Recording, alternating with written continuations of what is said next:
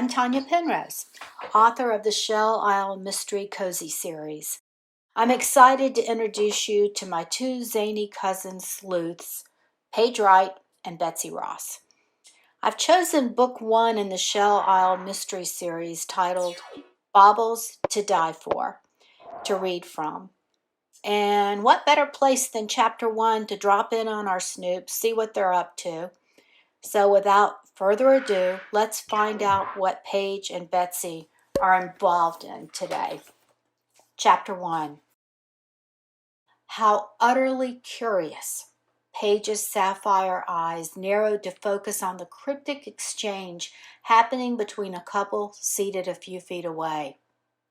Their words traveled across the cafe's table on a yellow paper napkin rather than in conversation.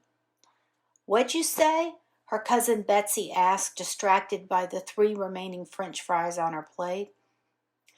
"Oh, nothing. Just a personal observation about that man and woman seated to your left." Betsy's head swiveled. No, don't look." Paige grinned at Betsy's evident inner battle to resist temptation by jockeying around in her seat. Both women had savored an early Saturday lunch at the trendy Beaches Bistro outside Terrace. Betsy had appeared at Paige's door only hours before, declaring a needed vacation with Paige on Shell Isle. Another relationship malfunction had sent her usually extroverted cousin scurrying into hiding, more from herself than her last guy. The family's summer haven had always filled unrequited needs for them both. "So can I look now?" begged Betsy, starting to shift again in the metal chair. Paige's attention snapped back. "Sorry, they just left." Betsy glanced over her shoulder at the empty table, seeing the waiter now busy clearing. "So exactly what did I miss? And why must it always be you that attracts the strangest doings?" An abundance of wavy auburn hair framed the flushed face of Betsy. Her tall frame, once called willowy, testified now to her passion for food.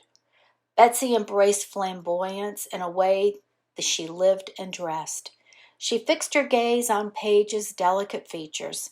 Style clung to her cousin like ketchup in the bottle that Betsy held suspended over her plate. Paige's blonde hair shimmered in the sun, and a sprinkling of freckles across her cheeks presented the image of someone much younger than 50. Betsy often confessed to her cousin that she envied the put-together package Paige seemed to create effortlessly and the grounded way Paige lived her life. Celebrating the same birthday and age, along with their moms being twins, helped the cousins form an early bond, almost as if they were twins themselves, albeit not identical. Paige broke the silence, dropping her napkin next to her half-eaten colossal shrimp salad. "I'll enlighten you in a bit. Are you finished?" Paige left money on the table to cover lunch. "My plate's clean, so I guess I'm done." Betsy licked the ketchup off her finger. "How about an ice cream cone? My treat. I spied a dairy bar a block from where we parked." "Ice cream?" "Okay, I'm considering," Paige sighed, thinking about her favorite flavor and expanding waistline if she allowed the food aficionado Betsy to continue to lead her to daily confections. Still, one itty-bitty cone couldn't cause too much harm. "Well?" "Oh, come on. You can tell me what fired your curiosity gene while we walked toward our cones." Betsy waved and winked at the waiter as they left. Shell Isle was an atypical beach town, tucked away on the southern coast of North Carolina. Absent were the tourist traps, present were an eclectic group of shops that beckon one to explore their inner selves, eat healthy, wear hip natural fibers, and be a full-time islander. It was a town in support of both a happy and fulfilling life for those having ties to the place. However, there existed a peculiar essence clinging to the island which seemed to shun discovery by newcomers. The cousins plopped on the marina's park bench and gazed out at the bay. Two tugs chugged toward the dock, sending plumes of charcoal smoke skyward, signaling their captain's yearning for home. The azure water glistened from the sun's rays as if the fairy dust was sprinkled over the surface. Vintage homes, moss draping their trees, were designed with southern charm, testifying to Shell Isle's historical pedigree. The beach side of the island presented a face of quaint bungalows and cottages tucked behind the facade of majestic live oak trees. Betsy licked the drips from the sides of her cone. "Tell me what you saw back at the bistro." Paige handed her cousin a napkin. "Well, it was probably nothing. I mean, a good explanation for what I saw could be—" "Stop waltzing me. You know how much I detest slow dancing." Betsy unfastened the top snap of her white pants and tugged her navy striped nautical shirt back down. She gave a little shrug. "Okay, well, first I noticed the seedy-looking guy and society-type woman writing notes to each other on a napkin. I'm telling you, these two characters were total contrasts. You know, it just didn't square they'd be together. But get this, just before they left, he slides a small silver pistol under the table to her." Paige turned her attention back to her cone. Betsy studied her cousin's face. "No, no, no, no, not again. You've been in town for a short time. What, a week, tops, and I've only just arrived at Shell Isle to have a glorious, laid-back summer, thanks to our Aunt Tilly's gift to you."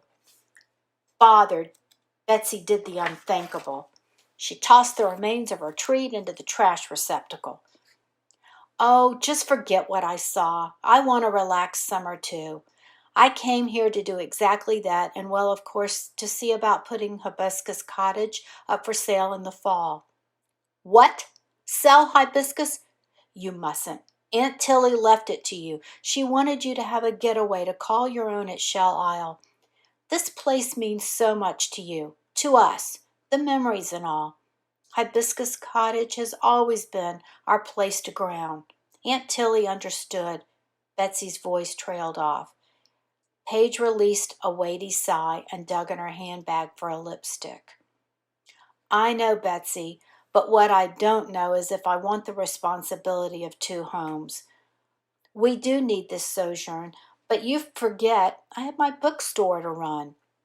"Of course I haven't forgotten, nor that you've lived in that reclusive mountain village for 3 years now. It's past time, if you ask me, and you should ask me, for considering a new adventure because—" "Curious. So very curious." Paige's words alerted Betty, who swiveled in the direction that had captured her cousin's interest. "What? What'd I miss now?" "That woman from the bistro just sashayed into Garrett's insurance office." Paige motioned left with her head. "Geez, why'd you have to go and see that? Forget her. You aren't listening to me." Paige grabbed her handbag and stood. Indecision played across her face. "Don't do it. Whatever it is you're planning, don't do it. I'm telling you right now, I refuse to budge from this bench and get snookered into another mystery-solving expedition with you." Ignoring her cousin, Paige watched the mysterious woman's exit from the insurance office. The stiletto heels didn't slow her pace, nor did the dove-gray pencil skirt with a huge side split meant to show off a shapely leg. Paige noted the manila envelope the woman clasped to her chest. Her signature wide-framed sunglasses were still in place. Funny how glasses hid so much, Paige thought. "Something's up with this one, I sense it. We gotta follow her.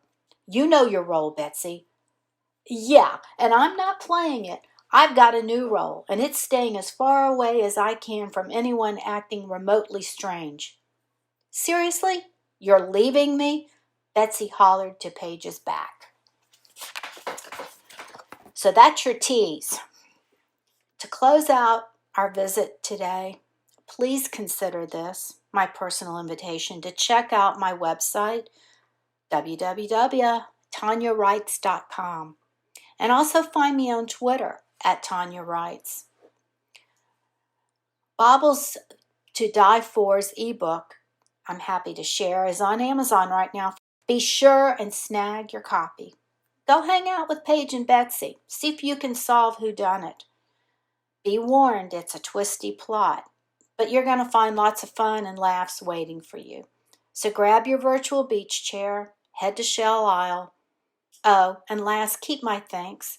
I'm looking forward to having you as one of my cherished readers.